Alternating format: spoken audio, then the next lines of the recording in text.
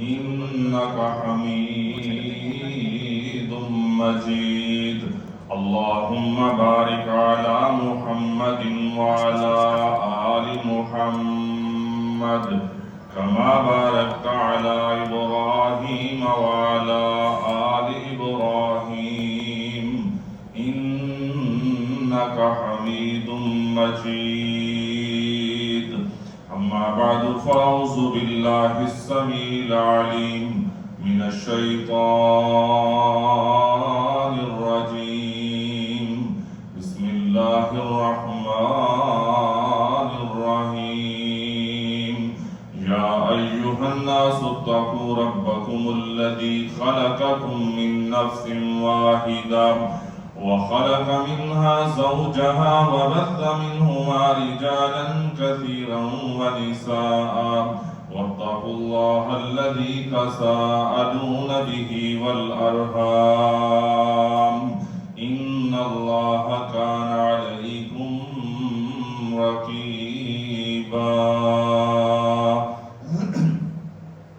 قال الله تعالى في مقام آخر: يا أيها الذين آمنوا اتقوا الله وقولوا قولا سديدا يصلح لكم أعمالكم ويغفر لكم ذنوبكم ومن يطع الله ورسوله فقد فاز فوزا عظيما.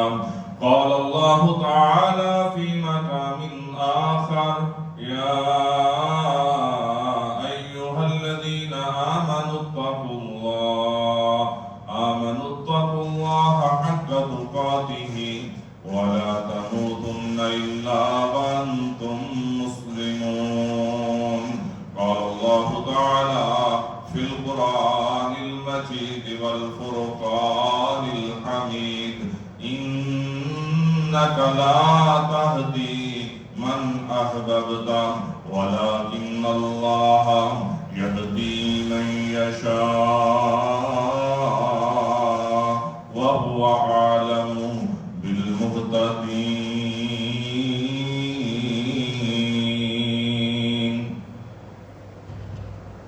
تمام قسم کی تکبیرات، تمجیدات، تسبیحات، تحلیلات اللہ جل شانہ کے لیے خاص ہے. درود و سلام امام الہدا، امام النبیین، سید النبیین و سید المرسلین، امام الحرمین والقبلتین، امامنا فی الدنیا و امامنا فی الآخرہ، جناب محمد کریم صلی اللہ علیہ وسلم کی ذات اقدس پہ جس ہستی عظیم کو اللہ خالق نے مبعوث فرما کے جن و انس کے لیے رشد و ہدایت کا سما فرمایا. معزز سامعین و حاضرین، محرم الحرام کا آغاز ہو چکا ہے. محرم الحرام اسلامی سال کا پہلا مہینہ ہے اور محرم الحرام حرمت والے مہینوں میں سے ہے. رسول اللہ صلی اللہ علیہ وسلم نے جو 4 حرمت والے مہینے بیان فرمائے ہیں، محرم الحرام ان مہینوں میں سے اسلامی سال کے لحاظ سے پہلا مہینہ ہے. ذوالقعدہ، ذوالحج، محرم اور رجب، یہ 4 مہینے حرمت کے مہینے ہیں.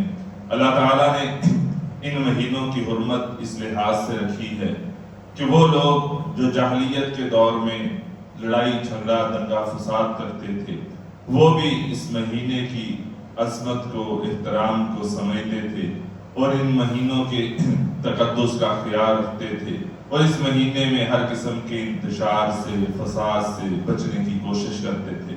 ہمارے ہاں ایک خاص فضا بن جاتی ہے جب بھی محرم الحرام کا مہینہ آتا ہے، تو اس محرم الحرام کے مہینے میں حضرات صحابہ کرام رضوان اللہ علیہم اجمعین کی ہستیوں کے بارے میں کچھ ایسا ماحول ہو جاتا ہے کہ ان کی شان کے بارے میں، ان کے احترام کے بارے میں، ان کی تقدیس کے بارے میں بہت سے نامناسب حملے اور رقیق حملے ہوتے ہیں جو کہ کسی بھی لحاظ سے درست اور مناسب نہیں. ایمان کے لحاظ سے، دین کے لحاظ سے، شریعت کے لحاظ سے ان لوگوں کا بڑا اونچا مقام ہے، بڑا اونچا درجہ ہے جب ہم یہ بات سمجھ جائیں گے کہ صحابہ کون ہیں، صحابہ کی عظمت کیا ہے، صحابی کا درجہ اور اسٹیٹس کیا ہے، صحابی کسے کہتے ہیں، اور اس کو اللہ کی طرف سے کیا خاص اعزاز حاصل ہے، تو پھر انسان یہ ساری بنی بنائی جھوٹی باتوں سے محفوظ ہو جاتا ہے، اور پھر ان مقدس ہستیوں کے ساتھ، ان محترم ہستیوں کے ساتھ، ان پاکیزہ ہستیوں کے ساتھ محبت کرتا ہے، ان کی سیرت کو فالو کرتا ہے، ان کے نقش قدم پر چلنے کی کوشش کرتا ہے۔ حضرات گرامی قدر، یہ صحابیت کا جو درجہ ہے یہ اللہ کی خاص عطا ہے۔ اللہ جسے چاہیں صحابی بنا دیں، جس کو اللہ یہ درجہ عطا کر دیں، یہ کسی آدمی کا ذاتی اختیار نہیں، ذاتی پسند نہیں۔ کوئی آدمی محنت کے ساتھ، کوشش کے ساتھ صحابیت کے شرف کو، صحابیت کے درجے اور اعزاز کو حاصل نہیں کر سکتا۔ یہ اللہ کی عطا ہے، ذالک فضل اللہ یؤتیہ من یشاء، یہ اللہ کا فضل ہے۔ اللہ تعالیٰ جس کو چاہتے ہیں اس فضل سے نواز دیتے ہیں۔ واللہ یختص برحمتہ من یشاء، اللہ جسے چاہتے ہیں اسے اپنی رحمت کے ساتھ خاص کر دیتے ہیں۔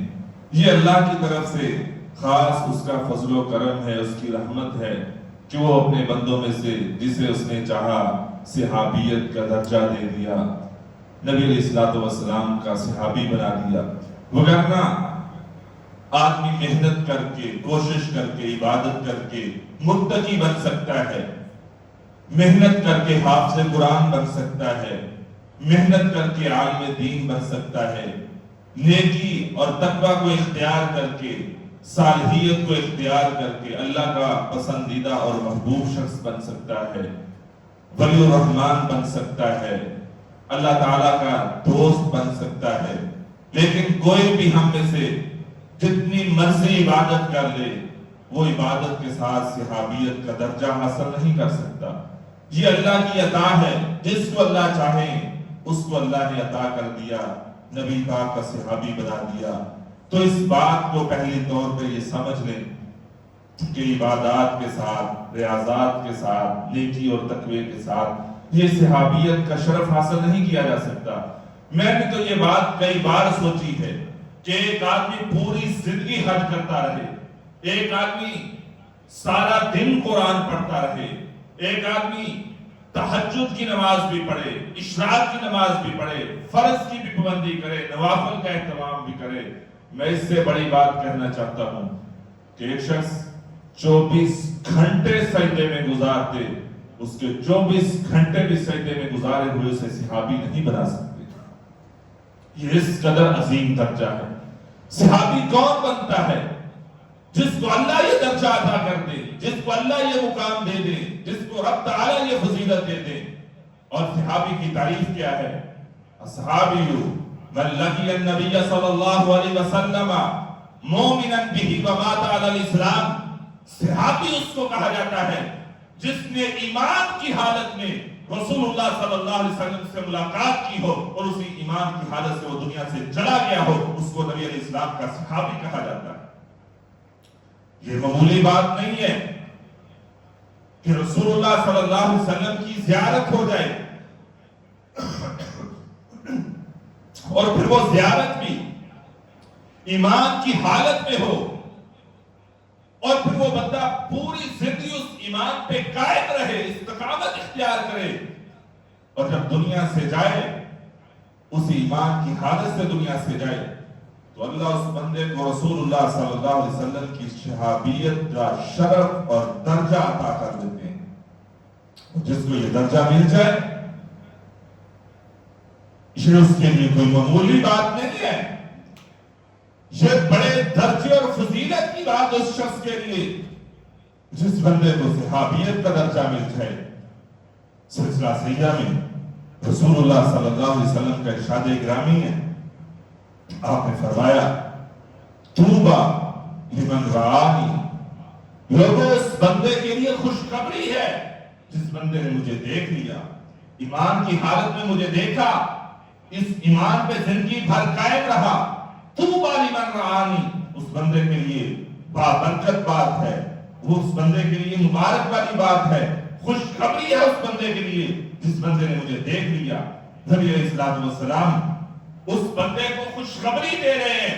اب مجھے بتائیں، جس پیغمبر علیہ السلام نے نبوت کی زبان سے جس کلاس کو، جس درجے کو یہ فضیلت دے دی ہے، اب کوئی بعد میں آنے والا اس درجے پہ تان کرے، تشنیع کرے، تبرہ کرے، طنز کرے، تنقید کرے، اس طنز اور تنقید کا اس پہ کوئی فائدہ نہیں ہو سکتا، بلکہ الٹا وہ بندہ اپنے ایمان کو نقصان پہنچاتا ہے۔ جو شخص اس شخص پہ تنقید کرتا ہے جس کی تعریف، جس کی خوبی، جس کی مبارکبادی، جس کی خوشخبری محمد رسول اللہ صلی اللہ علیہ وسلم نے نبوت کی زبان سے ارشاد فرمائی۔ صرف یہاں تک نہیں ہے، دوسری حدیث ہے، صحیح مسلم میں آتا ہے، نبی علیہ السلام نے فرمایا خیر الناس قرنی ثم الذین یلونہم ثم الذین یلونہم۔ آپ نے فرمایا لوگو تم جاننا چاہتے ہو کہ بہترین بندہ کون ہے، بہترین بندے کے بارے میں اگر جاننا چاہتے ہو تو خیر الناس، بہترین شخص وہ ہے قرنی، جو میرے زمانے کا آدمی ہے، جس نے میرا زمانہ پا لیا، مجھے پا لیا، مجھے دیکھ لیا۔ ثم الذین یلونہم ثم الذین یلونہم، پھر درجہ کس کا ہے؟ ان کے بعد جو آئیں گے پھر اس کا درجہ، پھر اس کے بعد جو آئیں گے پھر اس کا درجہ، لیکن سب سے بہترین درجہ اس شخص کا ہے جس نے میرے زمانے کو پا لیا۔ خیر الناس، وہ بہترین ہے لوگوں میں سے۔ اب محمد رسول اللہ صلی اللہ علیہ وسلم نے خوشخبری ارشاد فرما دی، بشارت دے دی اس شخص کو جس نے نبی علیہ السلام کی ایمان کی حالت کے ساتھ زیارت کر لی اور پھر وہ اسی ایمان کے اوپر قائم رہا۔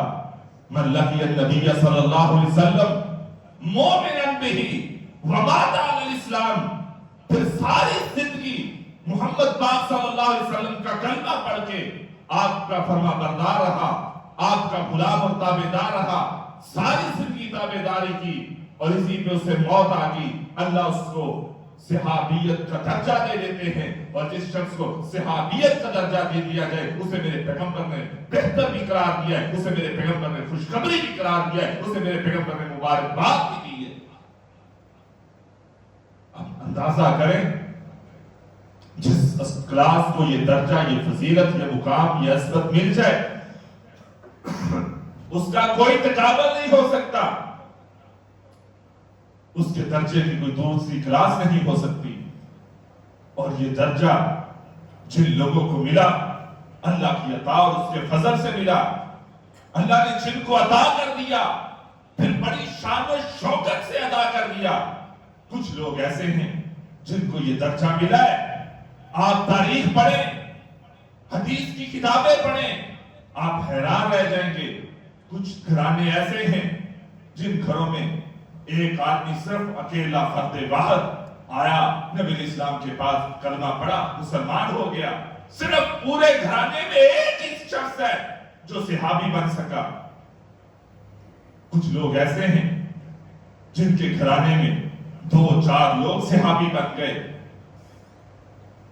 کچھ لوگوں کا ایک فرد صحابی بنا اللہ کی رحمت اور عطا سے، کچھ لوگوں کے گھرانے کے 2-4 افراد صحابی بن گئے، کچھ گھرانے ایسے ہیں کہ جن کے پورے گھر نبی علیہ السلام کے تابعدار، فرما بردار اور غلام اور صحابی بن گئے، اور کچھ درجے ایسے ہیں، کچھ لوگ ایسے ہیں جن کے خاندان کی ایک نسل نہیں، 2 نسلیں نہیں، کئیوں کی 3 نسلیں نہیں، صحابہ میں سے ایک عظیم المرتبہ گھرانہ ایسا ہے جن کی 4 نسلیں صحابی ہیں۔ 4 نسلوں میں اللہ نے صحابیت کا شرف رکھ دیا ہے۔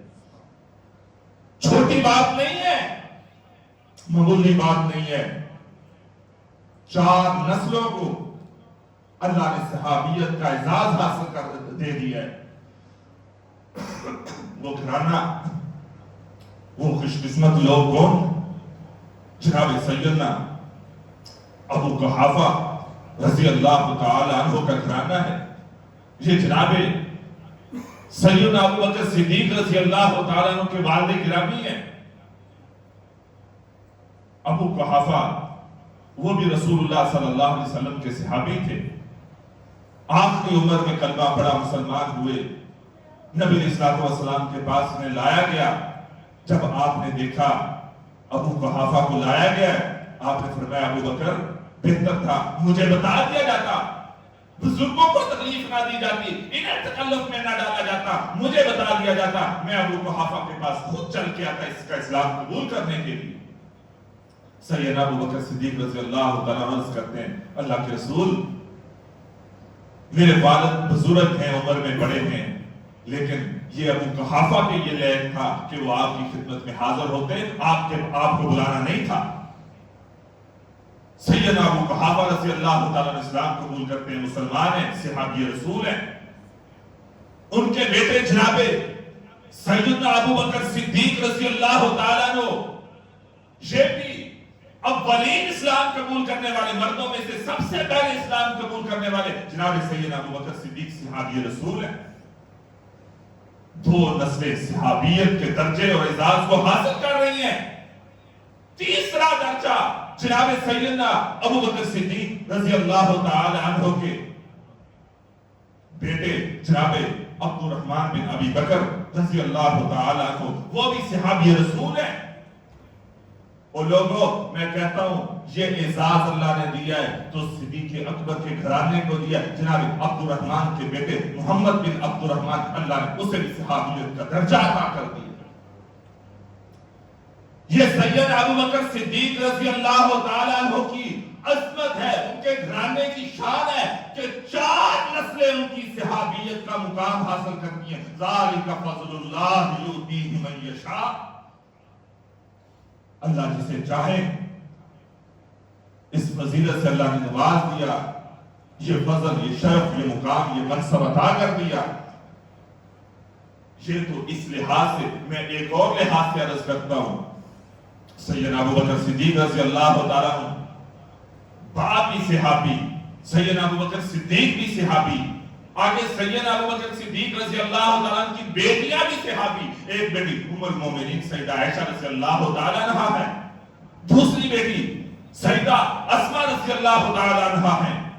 اب سیدہ اسماء جناب سیدہ عائشہ کی اولاد نہیں ہے، وہ نبی پاک کی بیوی ہے.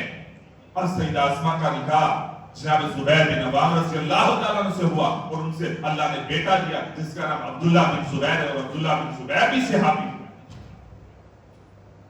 آپ اعزاز دیکھیں، مقام اور فضیلت دیکھیں. رب تعالیٰ نے اس گھرانے کی 4 نسلوں کو صحابیت کا درجہ اور اعزاز عطا فرمایا. جناب سیدنا ابو بکر کے والد صحابی، خود صحابی، آگے پوتے صحابی، آگے نواسے بھی صحابی. یہ 4 نسلیں بیٹوں کی طرف سے بھی نسلوں میں، بیٹیوں کی طرف سے بھی نسلوں میں اللہ نے صحابیت کا شرف رکھ دیا ہے. یہ اللہ کی عطا ہے. اللہ جسے چاہے صحابیت کا درجہ دے دے، اور جس کو دے دیا طوبی لمن رآنی، میرے نبی فرما رہے ہیں اس بندے کے لیے خوشخبری ہے جس بندے کو اللہ نے یہ موقع، یہ سعادت دے دی کہ اس نے ایمان کی حالت میں مجھے دیکھ لیا. اب میں آپ کے سامنے کچھ ایسی مثالیں رکھتا ہوں کہ نبی پاک چاہتے تھے کہ میرے خاندان کا فلاں شخص کلمہ پڑھ لے، مسلمان ہو جائے. آپ نے پوری کوشش کی کہ میرے خاندان کا میرا چچا ابو طالب میرا عزیز ہے جس نے میرا بڑا ساتھ دیا ہے. ابو طالب نے نبی اسلام کے ساتھ بڑا ساتھ دیا ہے، بڑا تعاون کیا ہے، بڑی خیر خواہی کی ہے. صحیح بخاری اور صحیح مسلم میں آتا ہے رسول اللہ صلی اللہ علیہ وسلم آخری وقت میں ابو طالب کے پاس تشریف لاتے ہیں. ابو طالب آخری وقت ہے، موت کے قریب ہے، مرض الموت میں ہے. اس کے پاس قریش کے کچھ لوگ بیٹھے ہیں. ابو جہل بیٹھا ہے، عبداللہ بن ابی امیہ بیٹھا ہے. نبی علیہ الصلوۃ والسلام اپنے چچا کی تیمارداری کرتے ہیں. اجازت کرنے کے بعد آپ فرماتے ہیں یا امی قل لا الہ الا اللہ، اے میرے چچا لا الہ الا اللہ پڑھ دو، یہ کلمہ آخری وقت میں اس کی گواہی دے دو، لا الہ الا اللہ کا اقرار کر لو۔ چچا جان، اس کلمے کی بنیاد پہ قیامت کے دن میں اس کلمے کو دلیل کے طور پر اللہ کے سامنے پیش کروں گا۔ اے اللہ، میرے چچا نے میرا بڑا ساتھ دیا ہے، کافروں کے مقابلے میں میرے ساتھ بڑا تعاون کیا ہے، اے اللہ میرے چچا کو اس کلمے کی وجہ سے معاف کر دے۔ نبی علیہ السلام نصیحت کر رہے ہیں، کلمے کی دعوت دے رہے ہیں، اسلام کی دعوت دے رہے ہیں، صحابی بننے کی دعوت دے رہے ہیں۔ دل بھی میرے نبی کا چاہ رہا ہے کہ میرا چچا کلمہ پڑھ لے، مسلمان ہو جائے۔ ابو طالب بیٹھے ہیں غور و فکر میں۔ ابو جہل اور عبداللہ بن ابی امیہ یہ کہتے ہیں کہ اے ابو طالب، دیکھنا آخری وقت پہ اپنے باپ دادا کے دین سے پیچھے نہ ہٹ جانا، یہ موقع نہیں ہے کلمہ نہ پڑھنا۔ صحیح مسلم میں آتا ہے،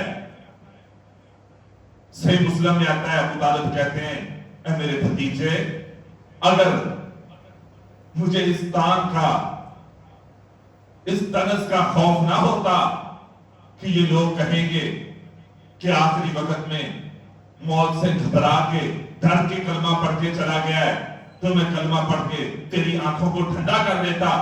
میرے نبی امید لے کے، خواہش لے کے، تمنا آرزو لے کے بیٹھے ہیں کہ چچا کلمہ پڑھے، صحابی بن جائے، اللہ کے ہاتھ کی سفارش کر دوں گا۔ میرے نبی کی آرزو تمنا لے کے بیٹھے ہیں۔ ابو طالب آخری وقت میں کہتے ہیں انا ملت عبد المطلب، میں عبد المطلب کی، اپنے باپ دادا کی ملت پہ جا رہا ہوں، کلمہ نہیں پڑھا۔ میرے نبی غمزدہ ہو گئے، چچا کی وفات ہوئی، نبی علیہ السلام غمزدہ ہو گئے کہ میرے چچا نے آخری وقت میں کلمہ نہیں پڑھا، کلمے کا انکار کر دیا ہے، میں نے بڑی کوشش کی ہے۔ میرے محبوب نبی غمزدہ ہیں۔ اللہ تعالیٰ نے قرآن حکیم اتار دیا، فرمایا ہے میرے محبوب نبی انکا لا تہدی من احببت ولکن اللہ یہدی من یشاء۔ اے محبوب نبی انکا لا تہدی من احببت، جس کو آپ چاہیں آپ ہدایت نہیں دے سکتے۔ وہ لوگوں، وہ میرا سونا نبی عرب و عجم میں جس کا دین پھیل چکا ہے، شرق و غرب میں جس کے ماننے والے موجود ہیں، شمال جنوب میں جس کی امت آباد ہو چکی ہے، کوئی دنیا کا کونا ایسا نہیں ہے جہاں سونے نبی پہ کلمہ پڑھنے والا موجود نہ ہو۔ دنیا بھری پڑی ہے مسلمانوں سے، میرے نبی کوشش کر رہے ہیں، خواہش کر رہے ہیں، میرے نبی کوشش کر رہے ہیں، خواہش کر رہے ہیں کہ چچا کلمہ پڑھ کے مسلمان ہو جائے، صحابی بن جائے۔ چچا نے کلمہ نہیں پڑھا، آسمان سے وحی آ گئی ہے انک لا تہدی من احببت ولکن اللہ یہدی من یشاء۔ اے میرے محبوب نبی، آپ جس کو چاہیں ہدایت نہیں دے سکتے، ولکن اللہ یہدی من یشاء، اللہ جسے چاہتا ہے ہدایت دیتا ہے، واللہ اعلم بالمہتدین، اللہ جانتا ہے ہدایت والا کون ہے۔ یہ ہدایت کا اختیار اللہ کی ذات پہ، اللہ کی ذات کے پاس ہے۔ میرے نبی نے چاہا بھی، لیکن میرے نبی اپنی پسند کے مطابق، اپنی خواہش کے مطابق نہ کروا سکے، اپنے چچا کو صحابی نہ بنا سکے۔ اور اگر رب تعالیٰ بنانے پہ آئے، سلمان فارس سے چلتا ہے، دور دراز سے ہزاروں میل کا سفر طے کرتا کرتا مدینہ منورہ میں پہنچتا ہے، اللہ میرے پیغمبر کی صحابیت کا شرف عطا کر دیتے ہیں۔ رب دینے پہ آئے وہ شرف، صحابیت کا شرف معمولی شرف نہیں ہے، اللہ دینے پہ آئے۔ مکہ کے اندر حبشے سے بتا بکاتا پہنچنے والا جناب سیدنا بلال رضی اللہ تعالی عنہ، جو کفار مکہ کی مارے کھا کے بھی اللہ کی توحید پہ قائم رہے. بکتا بکاتا حبشے سے چلتا آیا, کالے کلوٹے رنگ کا بلال, اللہ چاہے اسے حبشے سے پہنچا کے سونے نبی کا صحابی ہی نہیں بلکہ سونے پیغمبر کا معزز بنا دے. انک لا تہدی من احببت ولکن اللہ یہدی من یشاء. وہ لوگوں, یہ ہدایت کسی انسان کے اختیار میں نہیں ہے. لوگ بڑی عجیب بات کرتے ہیں, میں حیران رہ جاتا ہوں لوگوں کی باتیں سن کے. کہتے ہیں دیکھو جی ہمارے نبی کا بڑا مقام ہے. میں کہتا ہوں سونے نبی کی عظمت کو سلام, پیغمبر علیہ الصلوۃ والسلام کے قدم مبارک کو, نالین مبارک کو, جو مٹی لگتی ہے اس مٹی پہ بھی میرا جسم اور میری جان قربان ہو جائے, حق ادا نہیں ہو سکتا. لیکن جو اختیار اللہ نے قرآن میں بیان کر دیا ہے, اے میرے محبوب نبی, یہ ہدایت کا اختیار یہ آپ کے پاس نہیں ہے, یہ ہدایت کا اختیار میرے رب تعالیٰ کے پاس ہے. انک لا تہدی من احببت ولکن اللہ یہدی من یشاء. محبوب نبی جی, آپ جسے چاہیں اسے ہدایت نہیں دے سکتے. ہدایت اللہ جسے چاہے گا اسے ہی عطا کرے گا. وہ لوگوں, یہ ہدایت جو اللہ نے صحابیت کی شکل میں سونے پیغمبر علیہ الصلوۃ والسلام کو صحابہ کرام کی صورت میں عطا کی, یہ نبی علیہ السلام کی اپنی پسند ناپسند سے نہیں تھی. یہ اللہ کا اختیار تھا, اللہ کا فضل تھا, اللہ کی رحمت تھی. اللہ نے جسے چاہا صحابیت کا درجہ دے دیا. وہ رب دینے پہ آیا. جناب سیدنا ابو بکر صدیق رضی اللہ تعالیٰ کی 4 نسلوں کو دے دیا. اگر وہ درجہ نہ دینے پہ آئے میرا اللہ, وہ درجہ نہ عطا کرے, میرے نبی چاہے بھی تو اپنے چچا کو وہ درجہ نہیں دے سکے. ان لوگوں میں اس سے بڑی مثالیں پیش کرتا ہوں, اس سے بڑی مثال آپ کے سامنے رکھتا ہوں. امام سوید بن غفلہ رحمت اللہ علیہ بہت بڑے تابعی گزرے ہیں. سینکڑوں میل کا سفر طے کر کے آئے ہیں مدینہ منورہ میں. بڑے نیک, صالح, عبادت گزار, وقت کے عظیم محدث جناب سوید بن غفلہ رحمت اللہ علیہ سینکڑوں میل کا سفر طے کر کے آئے ہیں. مدینہ منورہ میں پہنچے.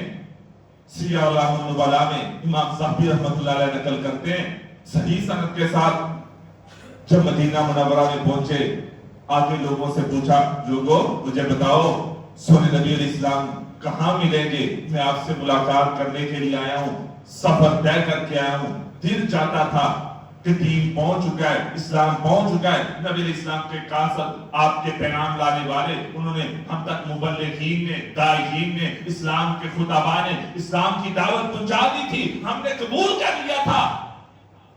اب ہم آئے ہیں سونے نبی کی زیارت کرنے کے لیے کہ کلمہ پڑھے مسلمان ہو جائیں. سوید بن غفلہ رحمت اللہ علیہ بڑا نیک, زاہد, عابد, متقی شخص تھا. اور لوگوں ان کے حالات کے اندر آتا ہے 120 سال کی عمر اللہ نے دی ہے, اس سے بھی زیادہ 126 سال کی عمر گزاری ہے. اور 120 سال کی عمر تک بھی سوید بن غفلہ رحمت اللہ علیہ قیام اللیل کے اندر کھڑے ہوتے تھے, لوگوں کو تراویح پڑھاتے تھے اور قرآن مجید کی قرات کرتے اور لمبی لمبی رکعتیں پڑھاتے. اتنا نیک, عابد, زاہد, متقی, 120 سال کے بڑھاپے میں بھی آپ اندازہ لگائیں تراویح پڑھانے والا سارے عابد, نیک, بزرگ. سوید بن غفلہ جب مدینہ منورہ پہنچے پوچھتے ہیں رسول اللہ صلی اللہ علیہ وسلم سے کہاں ملاقات ہو سکتی ہے. انہیں بتایا گیا کہ آج سے 7 دن پہلے سونے نبی علیہ السلام اس دنیا سے رخصت ہو چکے ہیں, آپ وفات پا چکے ہیں. لوگوں اتنی عبادت بھی, اسلام بھی اگر قسمت میں نہیں تھا, اللہ نے عطا نہیں یہ درجہ کرنا تھا, صحابیت کا درجہ حاصل نہیں کر سکے. ذالک فضل اللہ یؤتیہ من یشاء. یہ اللہ کا فضل ہے, اللہ جسے چاہتے ہیں اسے عطا کرتے ہیں. امام عبد الرحمن الصنعابی صحیح بخاری میں امام بخاری ان کا تذکرہ لے کے آئے ہیں. यमन से चल के आते हैं, मुसलमान हो चुके थे, रसूलुल्लाह सल्लल्लाहु अलैहि वसल्लम की ज़ियारत करना चाहते थे, यमन से चल के आए। जब मुकामे जोफा मदीना के करीब, अब तो मदीना के बिल्कुल साथ लग चुका है, मुकामे जोफा पे पहुंचे, एक सवार मिला, पूछा कहां से आ रहे हो? उसने कहा मैं मदीना मुनव्वरा से आ रहा हूं। आप कहां से आ रहे हो? यमन से काफिला आ रहा है। किस लिए आए हो? कलमा पढ़ना चाहते हैं, मुसलमान हो चुके हैं, कलमा पढ़ चुके हैं, मुसलमान हो चुके हैं, सहाबी बनना चाहते हैं, नबी इस्लाम की ज़ियारत करना चाहते हैं। वो सवार वही उन्हें खबर देता है, ओ इतनी दूर से चल के आने वालों, तुम्हारा सफर मुबारक हो, बाबरकत हो। सही बुखारी की है।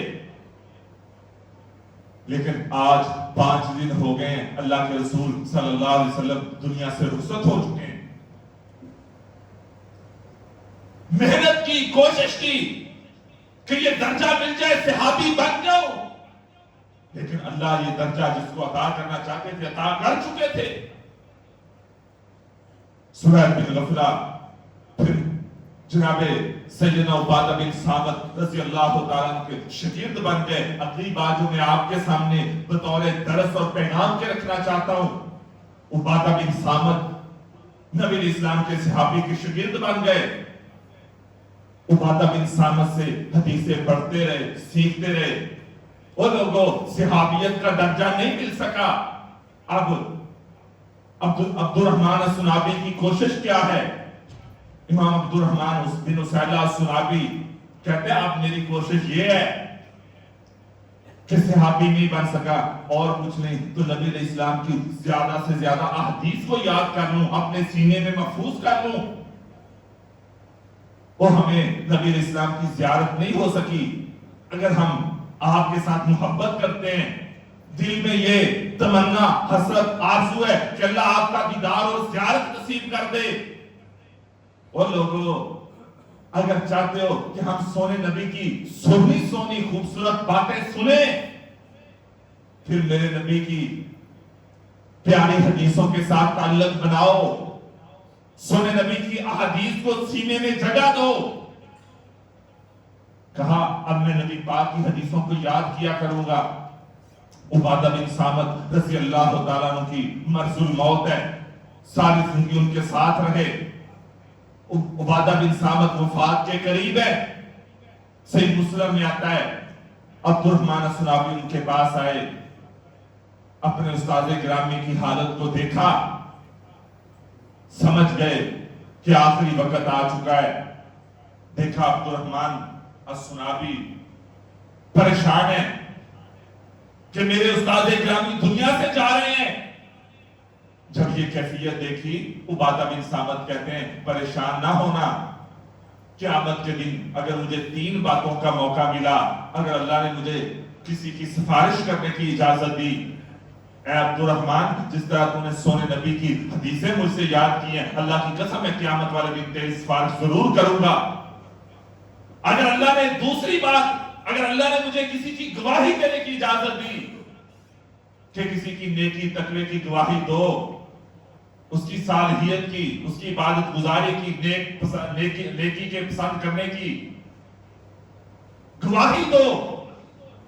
उस्ताद कह रहा है, मरजुल मौत में कह रहा है, सोने नबी का सहाबी कह रहा है, अब्दुर्रहमान बेटा मैं क़यामत के दिन अगर अल्लाह ने मुझे किसी की गवाही देने की इजाजत दी तो मैं क़यामत के दिन तेरी गवाही अल्लाह के हुजूर दूंगा कि अल्लाह उसने तेरे सोने नबी की हदीसों को पढ़ा भी था, अमल भी किया था। तीसरी बात, कहा अगर क़यामत के दिन अल्लाह ने मुझे इजाजत दी कि किसी बंदे को कोई फायदा पहुंचा सके, वो क़यामत का दिन बड़ा कठिन दिन है, आपने उसके बारे में सुन रखा है। अगर अल्लाह ने मुझे इजाजत दे दी कि अब्दुर्रहमान ऐ उबादा बिन सामत तू किसी को फायदा पहुंचाना चाहता है तो मैं तुझे इजाजत देता हूं, फायदा पहुंचा दे। कहा ऐ मेरे बेटे, ऐ मेरे शागिर्द अब्दुर्रहमान सुनाबी, वो तू पहला शख्स होगा क़यामत के दिन जिसको मैं फायदा पहुंचाने की कोशिश करूंगा। फिर कहा मैंने सोने नबी से जितनी भी हदीसें सुनी थी وہ ساری کی ساری میں نے تجھے بیان کر دی ہیں، وہ ساری کی ساری تجھے بیان کر دی ہیں۔ ایک حدیث باقی ہے جو میں نے اب تک تجھے بیان نہیں کی، ایک حدیث جو اب تک میں نے تجھے بیان نہیں کی، وہ حدیث اب بیان کرتا ہوں۔ عبادہ بن صامت زندگی کے آخری سانسوں میں سونے نبی کی وہ آخری جو ان کو بیان کرنے والی حدیث یاد تھی جو رہ گئی تھی، کیا وہ آخری حدیث بیان کرتا ہوں؟ اور وہ حدیث بیان کی، کل میرے نبی نے فرمایا تھا من ماتا لا یشرک باللہ فقد حرم اللہ علیہ النار، جو بندہ دنیا میں اس حالت سے رخصت ہوا کہ اس نے اللہ کے ساتھ شرک نہیں کیا، اللہ نے ایسے بندے کو جہنم کے اوپر حرام کر دیا۔